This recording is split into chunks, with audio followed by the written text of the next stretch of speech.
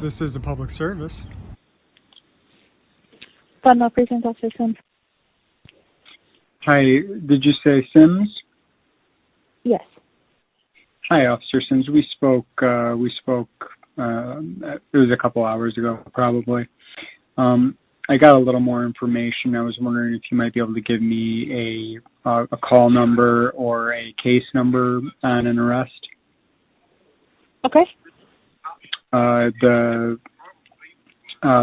arrest, and do we know if there's what the charges are that are associated with it?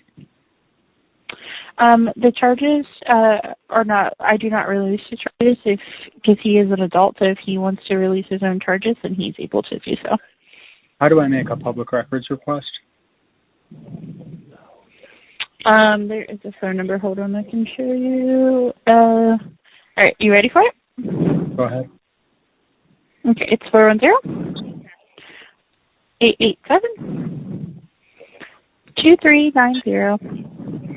2390? Yes. And I cannot make the request through you? No, that's the phone number that you call for a request. I don't handle those. Okay. And do we know if he is being released? Do we know if he's going to spend the night in jail? Can you just tell me kind of what the disposition of things is? He hasn't seen the commissioner yet, so we don't know yet if he's going to get released or not. So will he see the commissioner in the morning? Is that how it works? The commissioners are 24/7 for bail hearings, so it'll be some point in time throughout the nighttime, whether it's in an hour from now or 2-3 hours from now. It all kind of depends on how many people the commissioner has in order to see. Can you tell me what the commissioner's name is? That I don't know. I don't know who's working tonight. Their office is separate from ours. They are not under the police department. Okay. Very good, Officer Sims. Have you learned any more about the situation since? I'm not sure if you remember me or not. I'm not sure how many people you've spoken to. This is I've spoken to a lot of people today. Yeah. So, I was the one that was just a little confused about, somebody speaking and being arrested for speaking. So, have you been able to learn any more about the situation? I have only heard things that were word of mouth from everybody that's been here in the precinct, but I have not. I know that there's a video that's out there. I have not had the opportunity in order to watch the video, though. What are the officers saying in the precinct about the reason for the arrest? Well, nobody's really talking about the reason for their arrest because everybody's kind of been just talking about the way the whole incident played out to begin with and what happened with the officer getting in the accident and stuff like that. So that's more of what I've heard about. So the constitutional violation wasn't very important to you guys? I can't speak on what somebody else does or doesn't say or talk about. Right, no, so you've expressed no interest in finding more out about the constitutional violations that are happening in the streets? So is this now going to turn back around on me and I'm apparently in the wrong because I didn't inquire about it? Well, it was a question. You're projecting that onto yourself. I was just asking a question. Well, that is the question that you're asking, though. So I guess I didn't hear an answer in there. Are you choosing not to answer, or are you not interested in constitutional rights? What I'm trying to figure out is, are you here at the precinct? Have you been sitting here answering all the phone calls and the things that I've been doing all night long since I've been here? I haven't had the time to do anything because I've been answering phone calls all night long since I got in here for an incident that I was not part of. So I've been trying to figure out for the last couple of hours why everybody is mad at me for something that I was not a part of. Well, I don't think I ever said that I was mad at you. I was just asking some questions. right?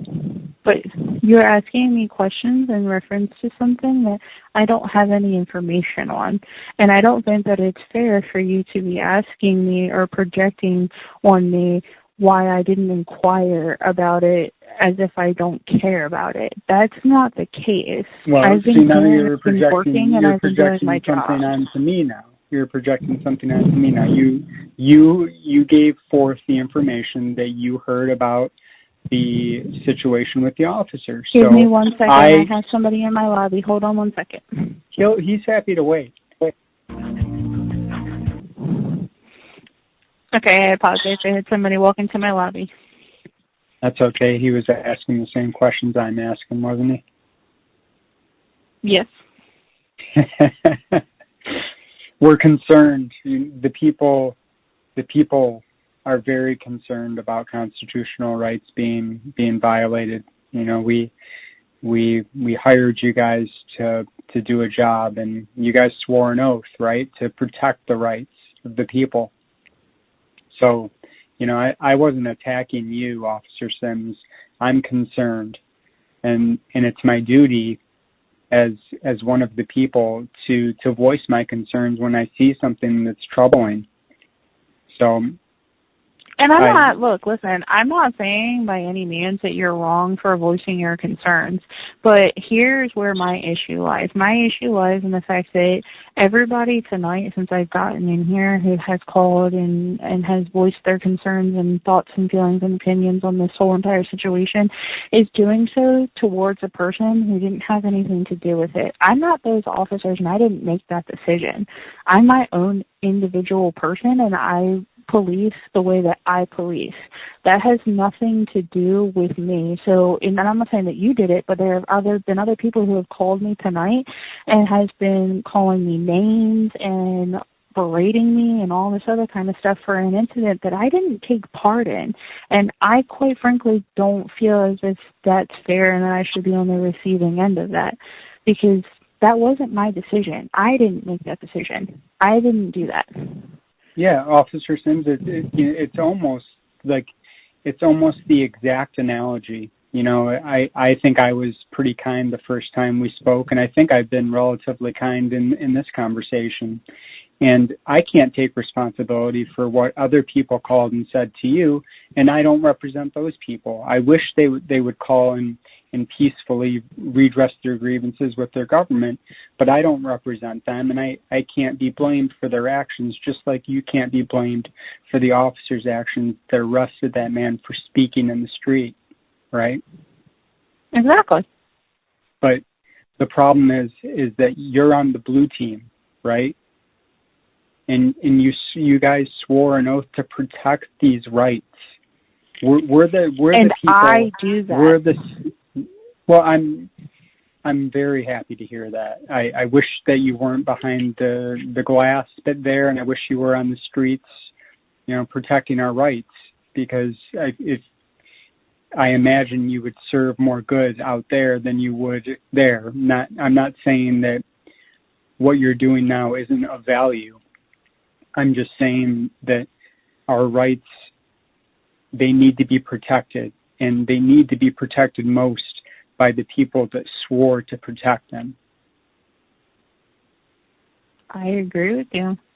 I take my job and the oath that I took very seriously. I've been doing this job for 8 years, and quite frankly, I've had a lot of people who have commended me for the job well done that I have done over these last 8 years.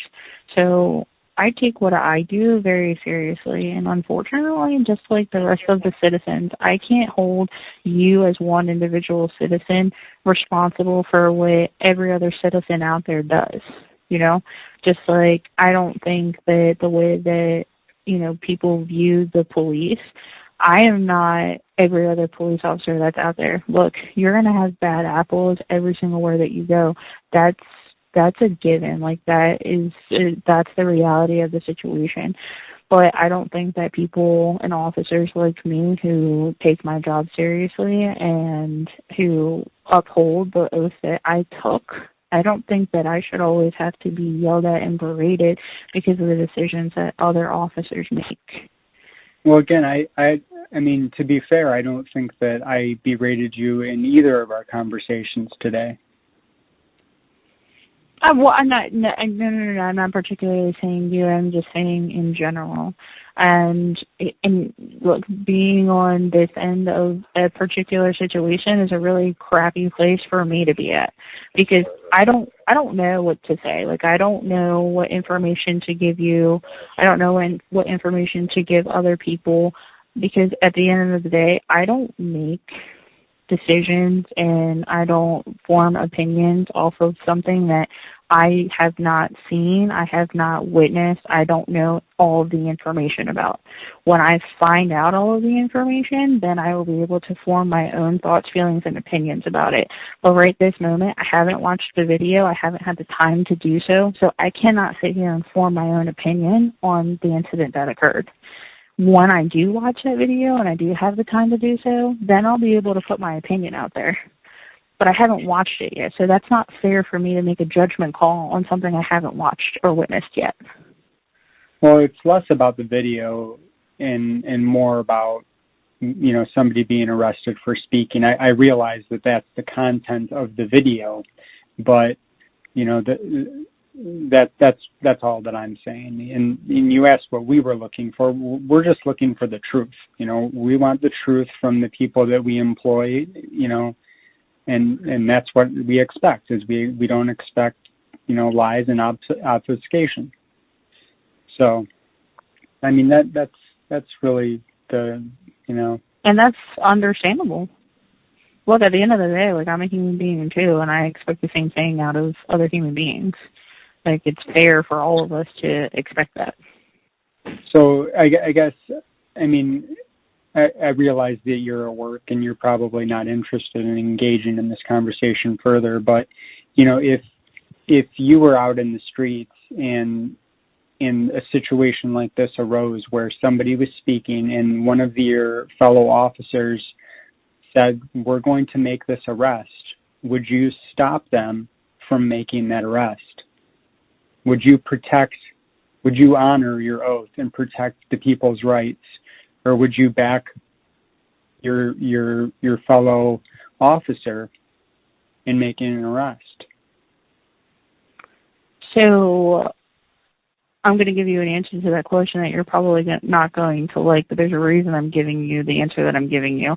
I feel like that is not an easy question to give just a yes or a no answer to, because it depends on the context. It depends on what events were happening leading up to that moment. So I can't necessarily say yes or no. Have you ever seen an officer do something wrong on duty?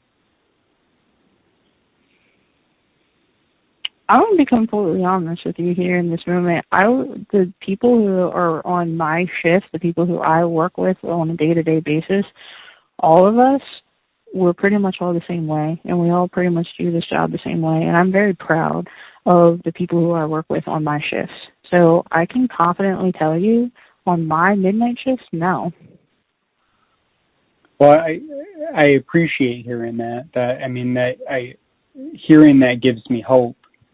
But in 8 years, you know, I don't hear the most rosy things about Baltimore County Police Department, and I'm sure that you've heard some of the same things that I've probably heard.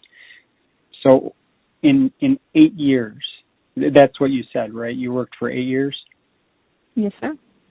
In 8 years, you haven't seen one single officer do something that was against the law.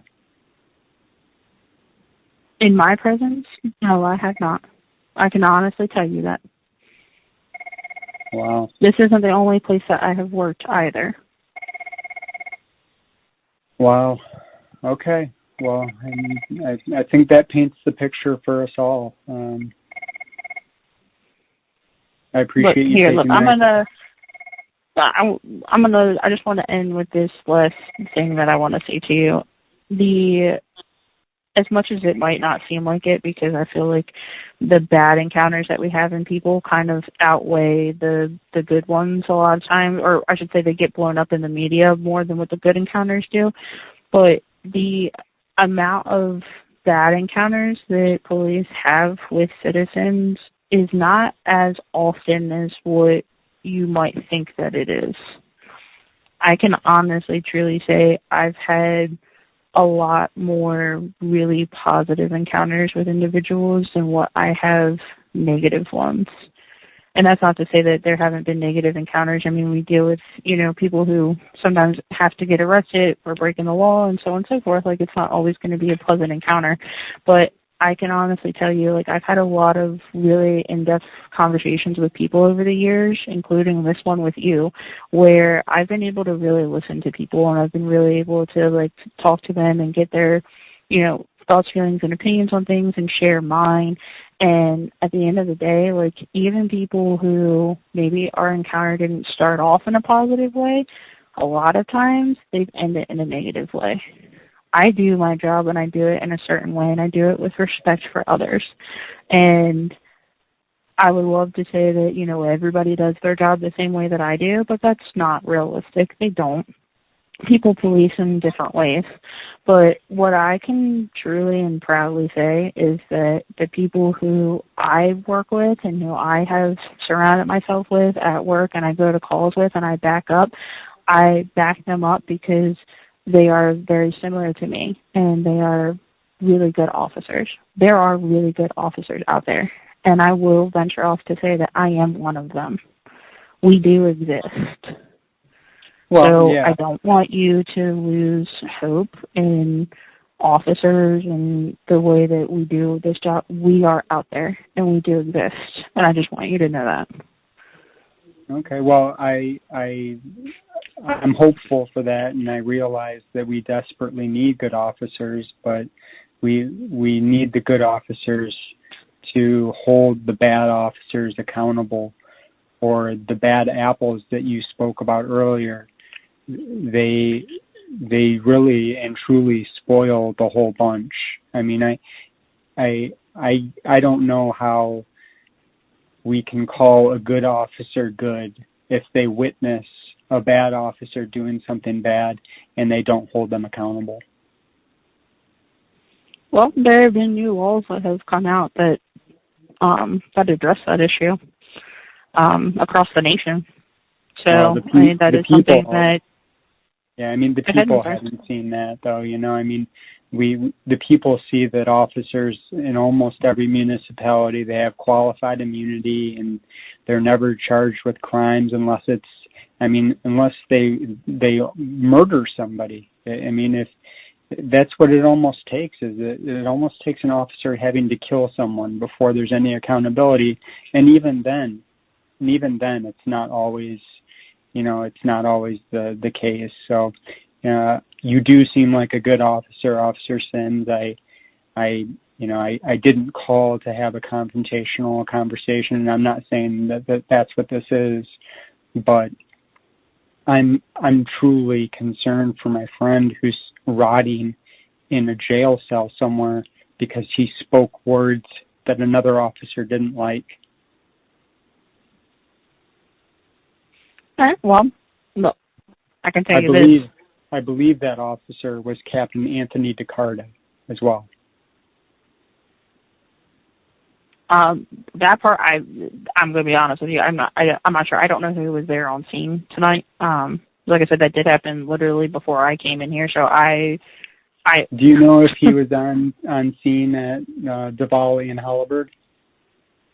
You said what? I'm sorry. Do you know if he was on that scene at Diwali and Halliburton? Was I? No, was DiCara.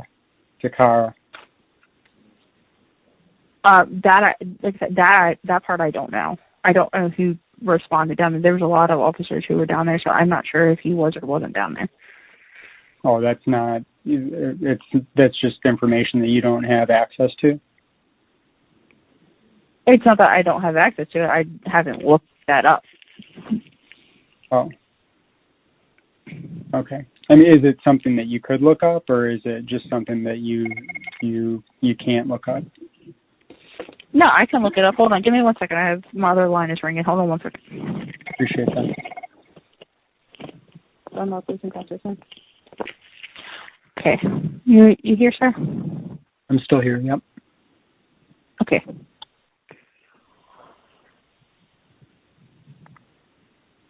Could you tell me if he was on scene? Can I tell you if he was on scene? I apologize. The captain. Can you tell me if he was on the scene there? Sure. 1 minute. Thank you.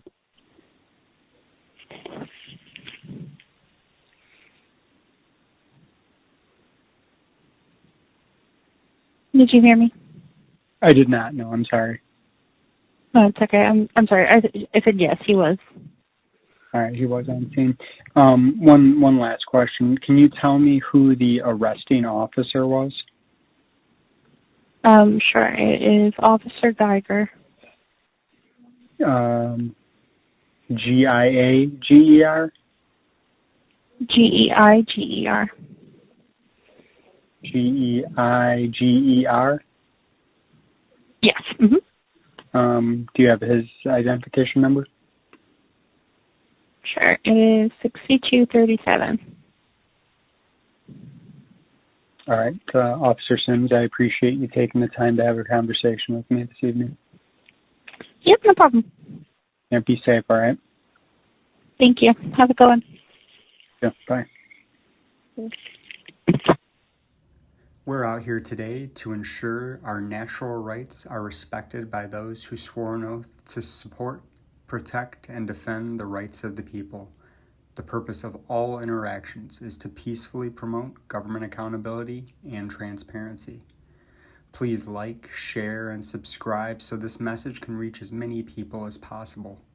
I implore you to peacefully seek redress to any and all of your grievances. This is a public service.